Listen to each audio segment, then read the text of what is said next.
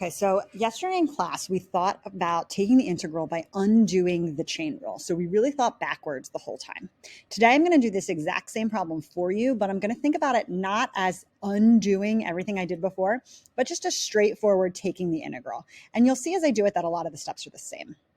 So we're going to start with the same problem that we have here, which is the integral of negative 28 times the quantity 2 minus 7x to the third power dx. The first step is the same. We are going to see if we can figure out what u was. When we do this, sometimes we'll take a guess and we'll think maybe we have u correct, and then as we continue through, it won't work out. But for now, we are just going to take our guess. So here it's pretty clear that what's inside the parentheses 2 minus 7x is being raised to the third power. So our inside function is 2 minus 7x. Then I'm going to take the derivative with respect to u, or the derivative of u with respect to x. And I'm going to get negative 7. What I'm going to do from here is I'm going to rearrange this equation until I know what dx is equal to. That way I can replace each of my things here by substituting. So du is equal to negative 7 dx.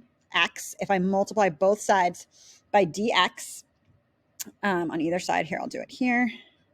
That is what I am left with. And then again, I'm trying to solve for dx, so I'll divide both sides by negative 7.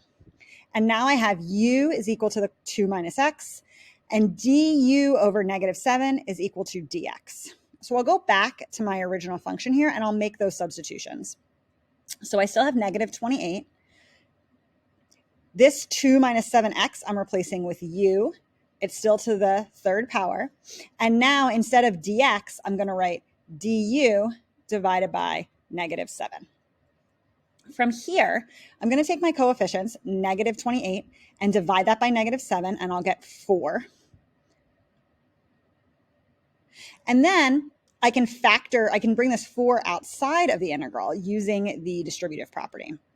And now I am left with an integral I know what to do with. This is just the power rule. I add 1 to the exponent, I divide by the new exponent. So I have this 4 that was already here times u to the 4th over 4 plus c.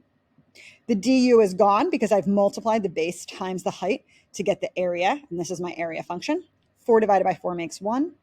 Finally, I'll finish up my substitution and replace u with 2 minus 7x to the 4th power plus c. So again, these are the similar steps to what we did over here, but we're thinking of it more of a forwards problem instead of a backwards problem. You'll notice that my choice of u actually stays the same, and that will always be the case. You'll see my du dx right here is the same. What I've done is instead of thinking about this side, this y dy dx, as thinking about it backwards, I've just continued kind of in a forwards motion in a forwards problem. This process is going to be a lot more helpful if we have extra, like in this example where we had that 4 kind of out there on the outside. It's going to make it become clear in a more straightforward way instead of trying to have to think backwards to what was there before.